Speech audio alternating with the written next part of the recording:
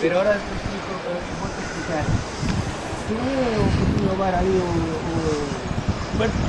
Puerta. Ese cuñado de Ramón. Porque logo está o outro que ten froitería máis xente que blanco, tamén. Ese irmán de Salva. Vale, e este outro é irmán, o cuñado. No, este cuñado, a muller de Gonzalo, o bar, el irmán da muller do meu primo, este, Ramón. Eu, cando salí no coche, Casa rural, mira así. Casa rural, mira a ventana, para hacer nada, no tiene, Ramón, que ya non é fría, eu teño unha casa rural, fillos, máis a filla de Elche, sabe? Aí era onde iban por as contas. Ahora ya... Mira aquí lo seguinte.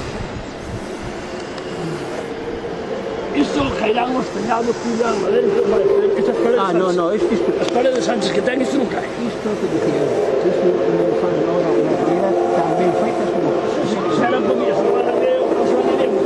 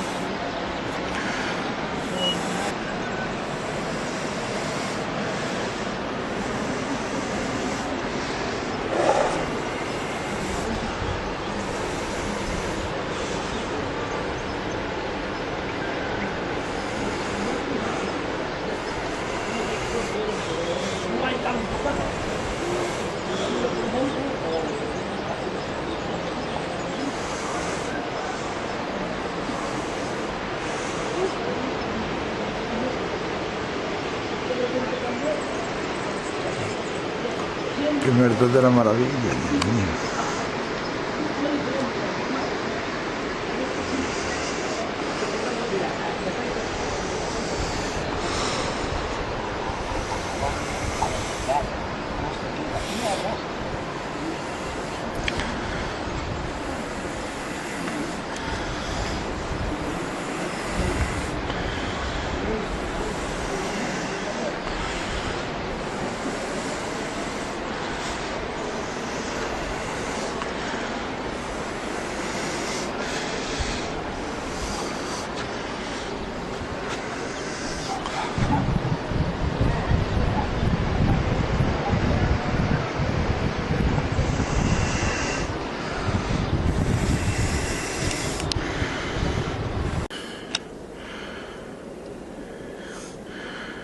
Son cabezas de cabalos para fonte que se iba a montar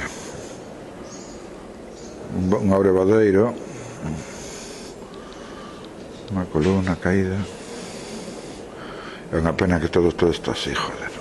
Aí están reformando un trozo novo.